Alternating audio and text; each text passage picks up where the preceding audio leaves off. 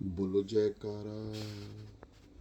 बोलो मेरे श्री गुरु महाराज की जय। बोलो श्री सदगुरुदेव भगवान की जय। बोलो श्री परमहंस दयाल जी महाराज की जय।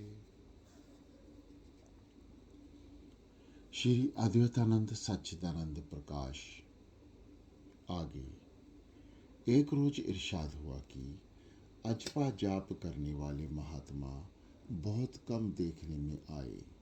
दरअसल इसके साधने वाले होते भी बहुत ही कम हैं। इसके कामिल यानी सिद्ध एक महात्मा से एक मर्तबा इस तरह से मिलना हुआ कि पूर्व के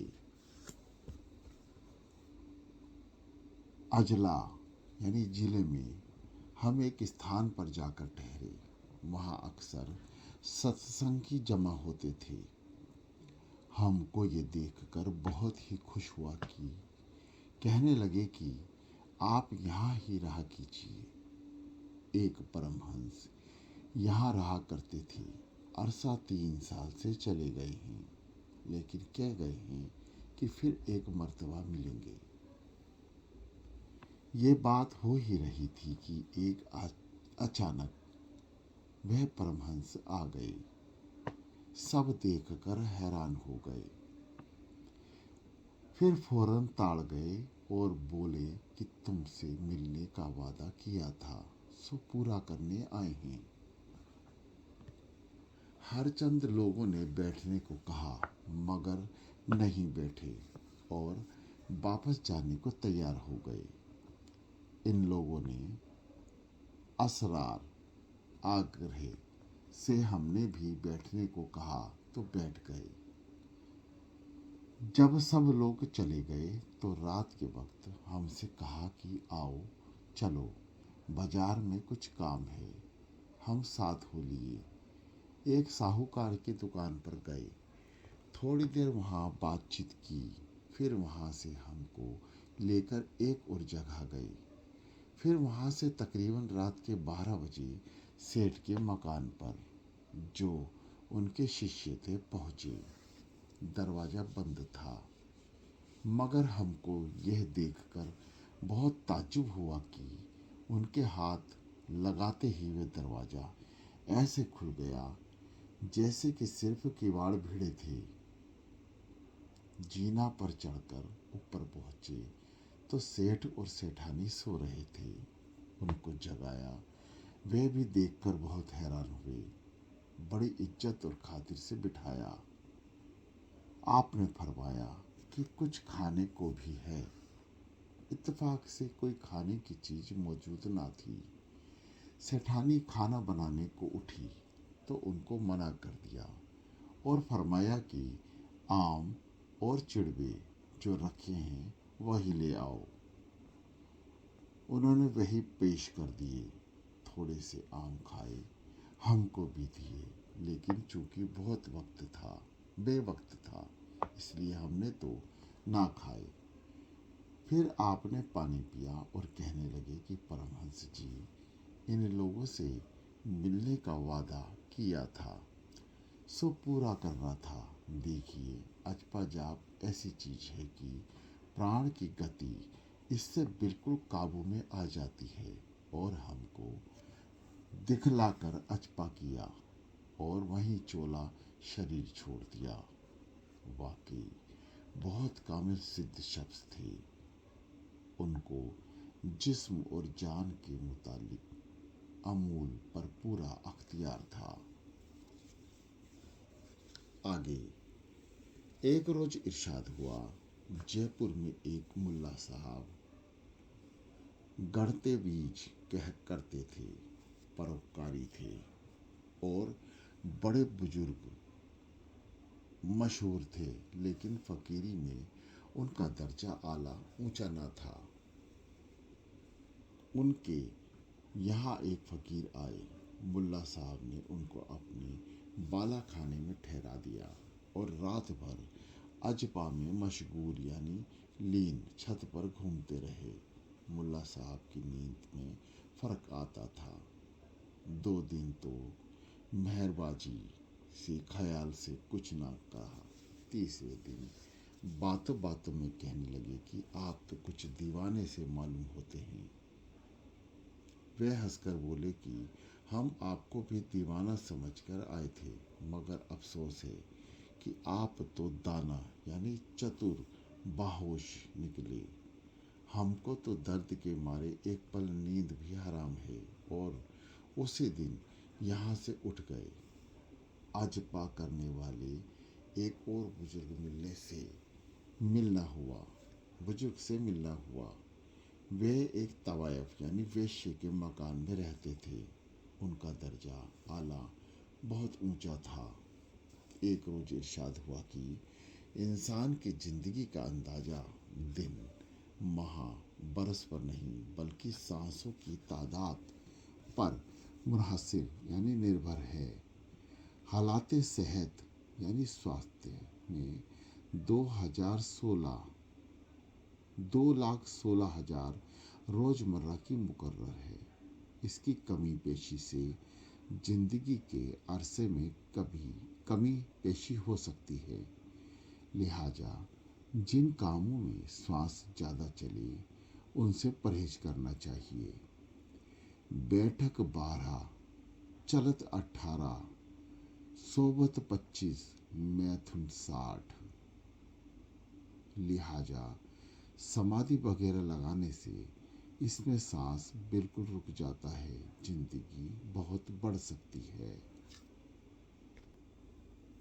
आगे एक रोज इरशाद हुआ कि जिस वक्त श्री बाबा नानक साहब जी भजन से फारिग हुए तो जाबाजा यानी स्थान स्थान पर गश्त यानी भ्रमण करना, उपदेश देना शुरू किया। जब राजा शिवनाथ सिंह को सूरत शब्द मरग का उपदेश बनाम सहज योग किया तो उन्होंने अर्ज किया कि महाराज, कुतुब मुकद्दस वे मुतबरक यानी पवित्र धर्म ग्रंथों से मालूम होता है कि पेशतार यानी पहले महात्मा लोग चक्रों की सफाई व प्राणायाम बताते थे। जब ये दुरुस्त हो जाता था कि उस वक्त सहज योग थे। आपने मुझे पहले से सहज योग बताया, इसमें क्या मसलहता यानी रहस्य है? बाबा साहब के जवाब दिया कि अव्वल तो पेशदार के जमाना में उम्र दराज लंबी होती थी, इसलिए सब काम उतने अरसा में हो सकता था। अब उम्र इस कदर कम हो गई है कि सिलसिला से कुल काम इस उम्र में नहीं हो सकता। दूसरा, अब आदमी ऐसे जफाकाश यानी सुदृढ़ और साधना करने वाले नहीं जो उसको पूरा डाल सके। अक्सर घबराकर कमर खोल देते हैं और काम अधूरा रह जाता है। तीसरे, चक्रों की सफाई से सिद्ध शक्ति हासिल हो जाती है। इसके अव्वल तो आदमी के गुमराह होने का अंदेशा होता है। दूसरे, उसका असर सिर्फ एक खाकी यानी नश्वर चीज पर रहता है। फिर ये सिफली मुकामात है। इसको दुरुस्त करने के बाद ही इल्मी मुकामात में गुजर होता है। सहज योग से इल्मी मुकामात में एकदम से राइज हो जाते हैं और यह तरीका ऐसा सहज और आसान है कि चाह क्या मर्द, चाह क्या औरत, चाह क्या जवान, चाह पीर, बूढ़ा, हर एक इसको बिला खयात मुस्तफ़ा वक्त में कर सकता है। इसलिए आदमियों की उम्र, वे जिस्मानी तंदुरुस्ती, वे माली के मुल्क की हालत, वे फिक्र आयाशा, जीविका चिंतन वगैरह कुल बातों का ख्याल करके महात्माओं ने इस जमाने में के लिए इस तरीका और सबसे ज़्यादा मौजू यानी अनुकूल वे दुरुस्त समझा, इसलिए इसको रिवाज दिया। तुम अपने दिल में किसी किस्म का शक वे शुभा ना लाओ और इसको कमाओ। आगे, एक रोज इरशाद हुआ कि खेचरी सोज गुजाज पैदा करती है और इसको बढ़ाती है।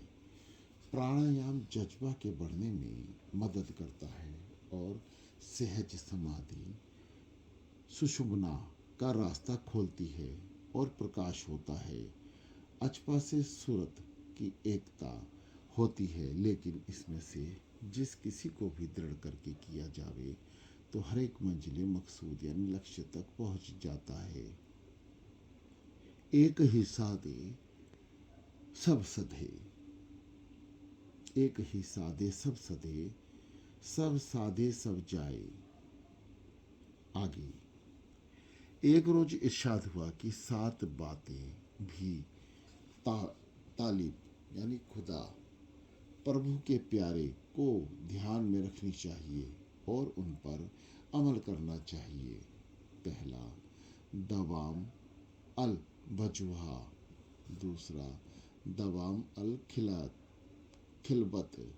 तीसरा, दवाम अल सलूम। चौथा, दवाम अल अरबत्ता अल बकल बेशाक। पांचवा, तर्क अल एतरास। छठा, अली अल्लाह व अली शेख। सातवां, दवम अलरजा बकजा अल्लाह ताला।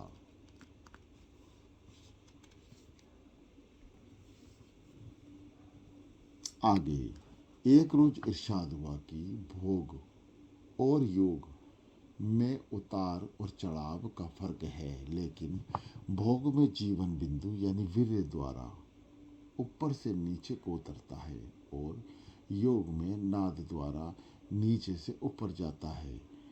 हठ योग द्वारा इसकी साधना 6 क्रिया करके होती है। पहला, गणेश क्रिया। अपान वायु द्वारा गणेश क्रिया होती है और आधार चक्र साधा जाता है। गुदा से जल खींचकर ऊपर को चढ़ाते हैं और फिर गिरा देते हैं। ऐसे बारंबार करने से आधार चक्र टूट जाता है और इसमें योगी ऊपर को चलता है और तब आधार चक्र शुद्ध कहलाता है। बजोली क्रिया। आधार चक्र के ऊपर स्वादिष्टान चक्र है।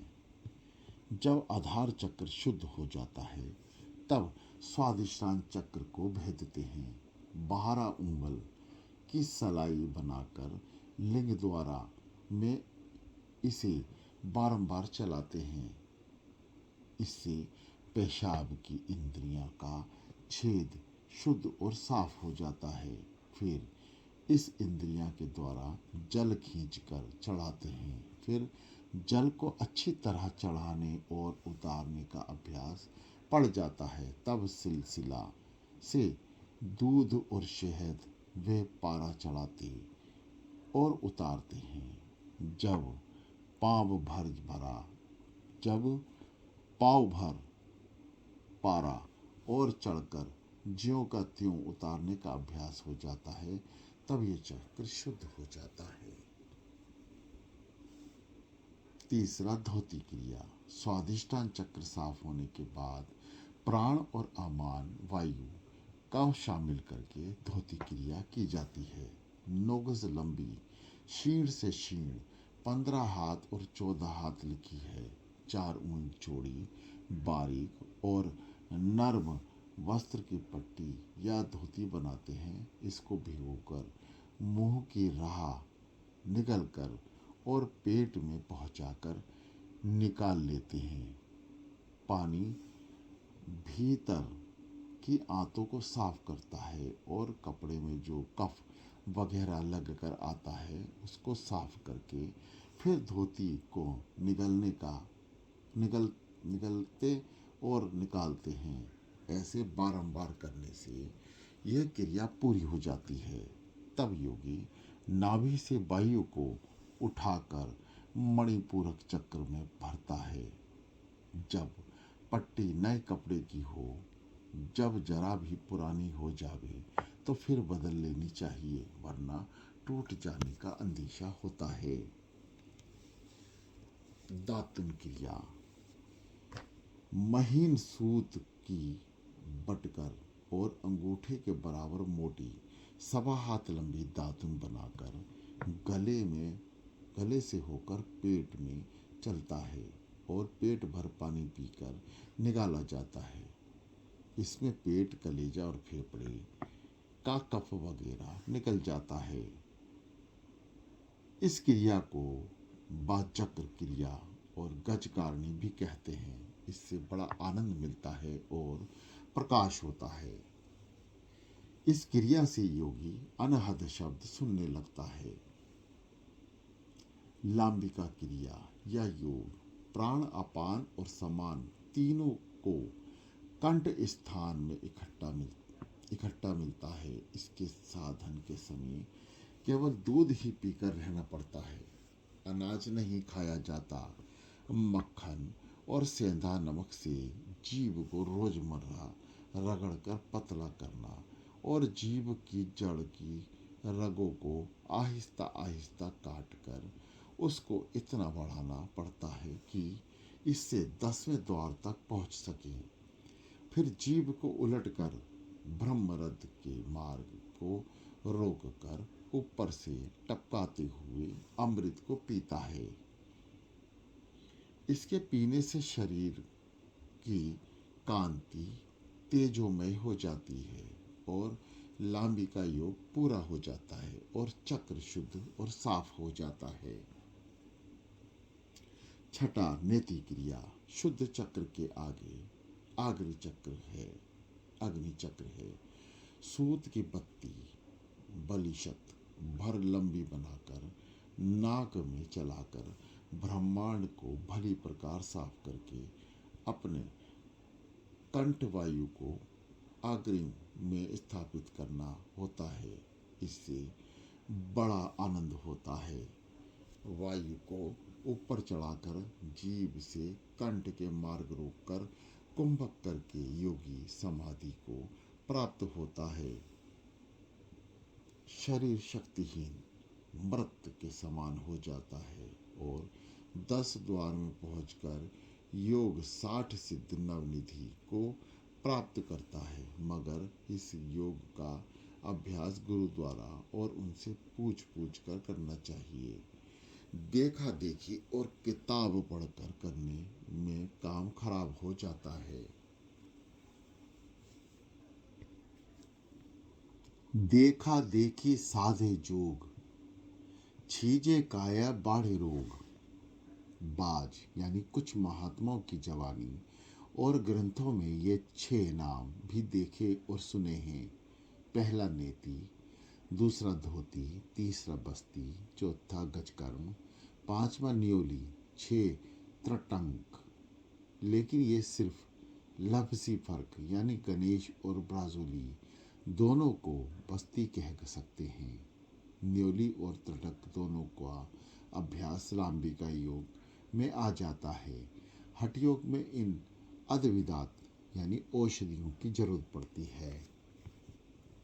तकरीबन दातुन बनाने की महीन सूत का तार 2 गज या 3 गज लंबा हो।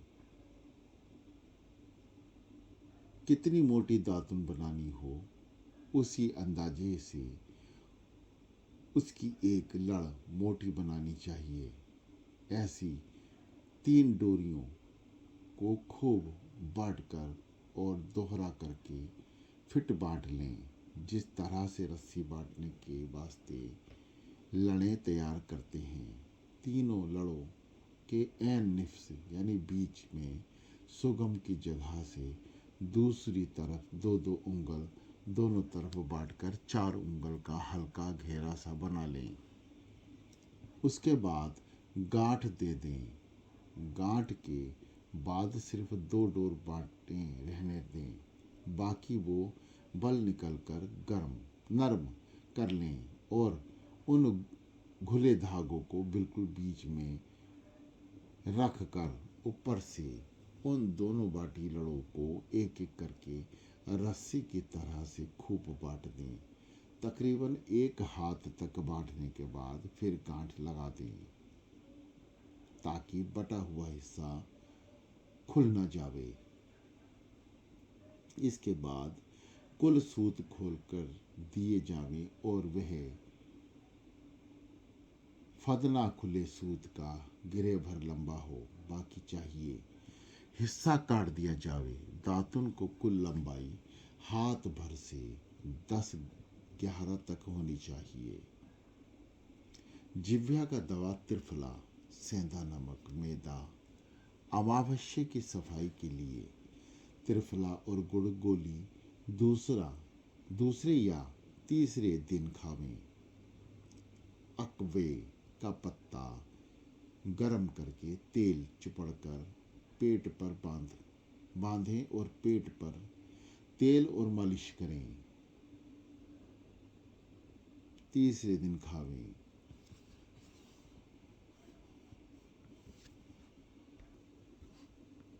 खाने की दवा सोंठ बारीक पीसकर 2 हिस्से हल्दी 1 हिस्सा, दोनों तकरीबन 6 माशा पानी के साथ 14 दिन तक शुरू में फाँकें। तकरीबन नेति बनाने की 12-12 तार की 6 बालिश लंबी 3 लड़ें बनावें। तीनों को अलहदा अलहदा खूब बांट लें। फिर 2 लड़ों को दरमियान से मिलाकर बारें। 3 अंगुल के बाद तीसरी लड़ भी दरमियान में मिलाकर तीनों को बल दें।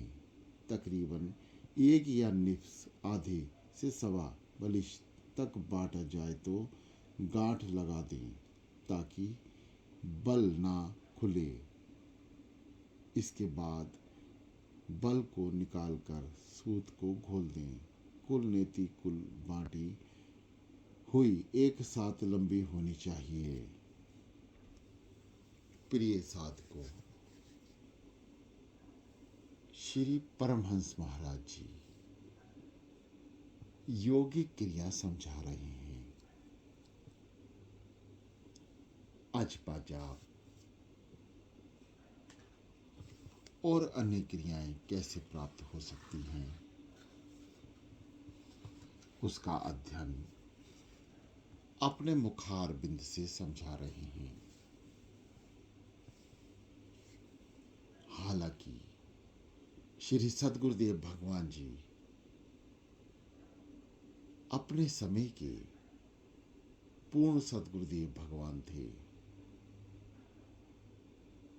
फिर भी हम जीवों के कल्याण हेतु आपने अनेक क्रियाएं अपने मुखारबिंद से साधना स्थित होने के लिए बताई हैं। कुछ क्रियाओं का अनुमूलन हम कर रहे हैं। श्री सद्गुरुदेव भगवान जी की कृपा से लगातार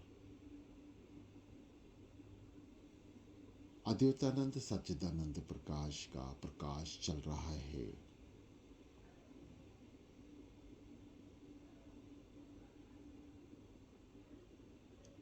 समस्त क्रियाएं हमें ध्यान में एकाग्रचित होने में लाभप्रद हैं। हालांकि ये क्रियाएं आज के युग में बेहद मुश्किल करना है, फिर भी प्रयास से क्या नहीं हो सकता। कुछ क्रियाएं किसी की देख रेख में करें, जैसा सद्गुरुदेव भगवान ने अभी अपने मुखारबिंद से फरमाया। कुछ क्रियाएं ये जीव खुद भी कर सकता है। जो खुद कर सकते हैं उसे अपनाएं और जो संत महापुरुषों की आगोश में रहकर करनी है उसका इंतजार करें। जरूर जब आपकी इच्छा अंदर से पैदा होगी तो श्री दादा गुरु महाराज जी, श्री नगली निवासी भगवान जी आपके समक्ष उस ऐसे जीव को प्रकट कर देंगे जो आपको आगे की क्रियाएं और साधना स्थित होने का अपना अनुभव समझा सके। बोलो जयकारा, बोल मेरे श्री गुरु महाराज की जय।